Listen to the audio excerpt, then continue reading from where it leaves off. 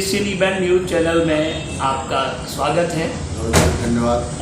दादा, कल एक लोकसभा के अंदर जिस तरीके की परसों घटना हुई, बसपा सांसद जो दानिश अली हैं उन पर दक्षिण दिल्ली के सांसद ने एक अभद्र टिप्पणी की। क्या ये टिप्पणी समाज में स्वीकार हेतु मानी जाएगी या नहीं? देखिए, हमें जहाँ तक जानकारी है कि इस तरह की अभद्र टिप्पणी जो है शायद इसके पहले कभी सदन में हुई। ये प्रजातंत्र का मंदिर है, वो पवित्र मंदिर है जिसमें संविधान के तहत हर एक व्यक्ति को उसके अपने स्वाभिमान और सम्मान की, उसके हक और अधिकार की, उसके सांस्कृतिक विरासत गारंटी देता है।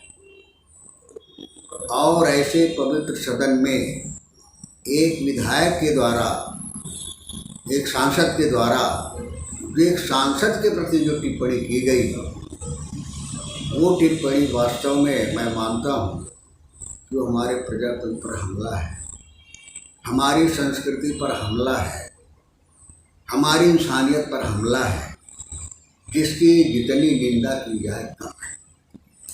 और ये दुर्भाग्य है कि उसने तो दुर्भाग्यपूर्ण काम ये किया ही है, मर्यादित, उन्होंने कानून का, संविधान का उल्लंघन किया ही, लेकिन इससे बड़ी बात ये है कि इतनी गंभीर टिप्पणी के बावजूद भी माननीय प्रधानमंत्री जी के द्वारा, सरकार के द्वारा कोई उसमें दो शब्द न कहना, बोलना नहीं, ये निश्चित रूप से अत्यंत खेद का विषय है। और इससे ऐसा लगता है कि कहीं न कहीं उस विचारधारा का पोषक शासन द्वारा भी किया जा रहा है क्या, ये प्रश्न चिन्ह उठता है। सर, इसी से जुड़ा हुआ एक सवाल और है कि जिस तरीके से रमेश बिधूड़ी जी टिप्पणी कर रहे थे, अमर्यादित टिप्पणी, जिसके कुछ शब्द हम नहीं कह सकते हैं आपसे, दूसरी तरफ उनके वरिष्ठ सांसद हर्षवर्धन जी और रविशंकर प्रसाद जो पूर्व केंद्रीय मंत्री हैं, वो हंसते हुए, मेजें थपथपाते हुए नजर आए। कहीं ऐसा तो नहीं लगता है भारतीय जनता पार्टी का ये सुनियोजित प्लान है ध्रुवीकरण की तरफ?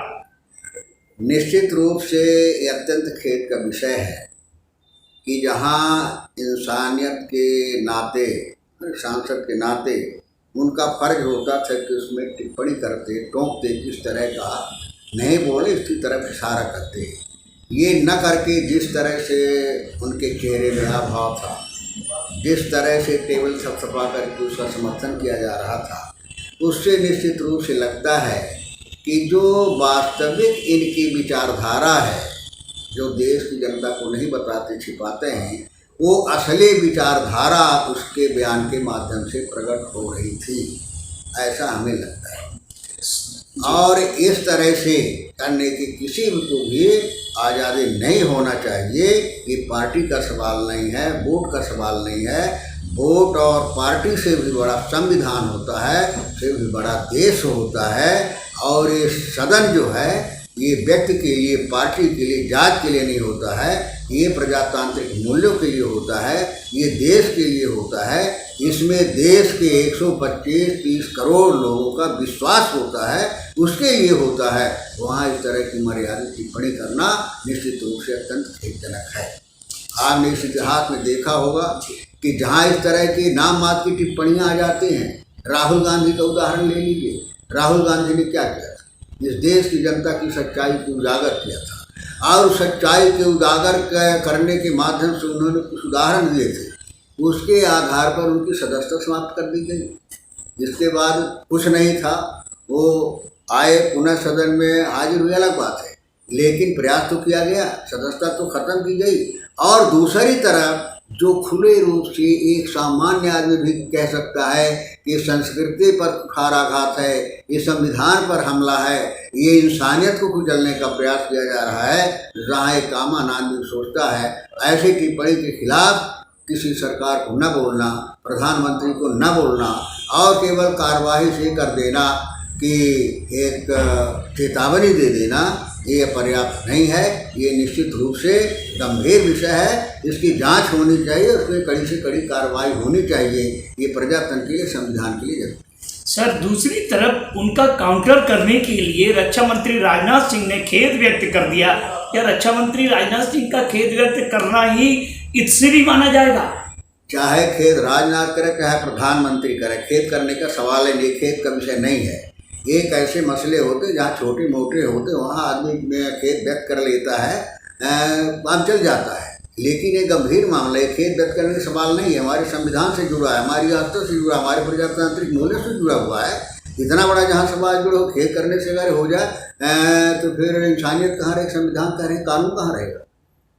सर, दानिश अली ने यह भी कहा अपने प्रेस कॉन्फ्रेंस में कि अगर मैं लोकसभा अध्यक्ष से भी मिला और मैंने अपनी आपत्ति दर्ज कराई, अगर खिलाफ में एक्शन नहीं होता है उनके खिलाफ, तो मैं सदन छोड़ने तक की बात कर सकता हूं और मैं सदन छोड़ सकता हूं। इस पर आपका क्या कहना? देखिए, उनका जो उन्होंने अपनी भावना व्यक्त की है, ये उनकी पीड़ा है, ये उनका दुख है और ये उनकी पीड़ा नहीं है। वास्तव में ये पीड़ा देश की पीड़ा है, संविधान की पीड़ा है, कानून की पीड़ा है, इंसानियत की पीड़ा है। और जो भी जरा इंसान होगा तो इससे निश्चित रूप से वो आहत हुआ होगा। और जब आदमी आहत होता है तो निश्चित रूप से कुछ न कुछ इस तरह की बातें करता है। आज ज़रूरत इस बात की है कि कांग्रेस पार्टी हमेशा न्याय के साथ खड़ी रही है, मानवीय मूल्यों के साथ खड़ी रही है, आगे भी खड़ी रहेगी। जहाँ इस तरह से संविधान के उल्लंघन की बात होगी, कानून के उल्लंघन की बात होगी, तो उसको अकेले साझ दली नहीं है, तो उसमें जात संप्रदाय का सवाल नहीं है, वो इंसानियत का है। और सारी पार्टी, सारे लोग उसके साथ खड़े होंगे, उसके साथ नहीं, न्याय के साथ खड़े होंगे, सच्चाई के साथ में खड़े होंगे। आज जो सबसे बड़ी तरह की घटनाएं हो रही हैं, मैंने कहा था कि इसका हमें गम नहीं, इसका हमें गम नहीं कि फिरका परस्तों में जंग हुई, इसका भी हमें गम नहीं कि हिंदू मरा है, मुसलमान मर गया। गम है तो इसका है कि शैतान को मिली जिंदगी और एक इंसान मर गया। आज इस तरह के बयानबाजी से इंसानियत को ख़त्म करने का जो प्रयास किया जा रहा है वो निंदनीय है, उसके खिलाफ कार्रवाई होना है। सर, एक लास्ट सवाल हो गया। जिस तरीके से नई संसद के उद्घाटन के वक्त प्रधानमंत्री ने एक बहुत मार्मिक भाषण दिया, कहा सबका यहाँ जो पहले करते आए वो नहीं, सबको साथ लेके की बात कही, लेकिन उन्हीं के सांसद ने दूसरे दिन ही लोकतंत्र के मंदिर को शर्मसार कर दिया। तो प्रधानमंत्री की भी कोई अपील का असर नहीं आया सर? ये इनका चरित्र है, कथनी करने में इनका डर है। भारतीय जनता पार्टी और इनके नेता कभी जो कहते हैं करते कुछ हैं, कहते कुछ हैं, तो इनका तो चरित्र है। ये वास्तव में न गरीबी कैसी है, न दलित कैसी है, न भाषा प्रेमी है, ये केवल सत्ता प्यारे हैं। इनको सत्ता मिलनी चाहिए, उस सत्ता के लिए चाहे इनको जो कुछ भी करना पड़े, इंसानियत को ख़त्म करना पड़े, कानून को ख़त्म करना पड़े, प्रजातांत्रिक मूल्यों को ख़त्म करना पड़े, ये सब कुछ ख़त्म करने के लिए तैयार है, बशर्ते इनको सत्ता मिले। तो इनका चरित्र है। अब इस देश की जनता भी इस चीज़ को पहचाने। धन्यवाद।